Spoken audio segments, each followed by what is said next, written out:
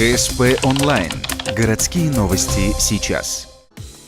Ухта отметила День самых добрых, любящих, заботливых и нежных людей. День мам. Традиционный праздник собрал целый зрительный зал в городском дворце культуры. Веселые танцы и трогательные песни – все для зрителей, которые носят гордое звание «Мать».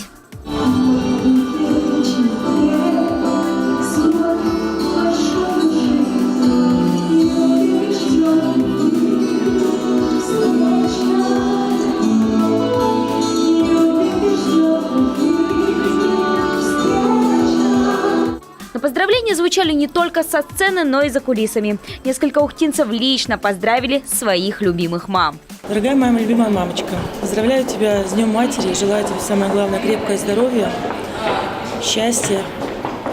Но всего самого хорошего, мы тебя очень любим, целуем, твои дети, внуки. Чтобы она всегда была такой красивой и доброй. Чтобы росли их детки здоровыми, их радовали всегда. И всегда мамы были с улыбкой.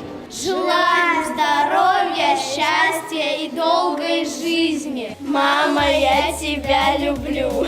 Мы же присоединяемся ко всем вышеперечисленным поздравлениям и хотим пожелать всем мамам Ухты больше солнца на хмуром северном небе и больше радости в их домах.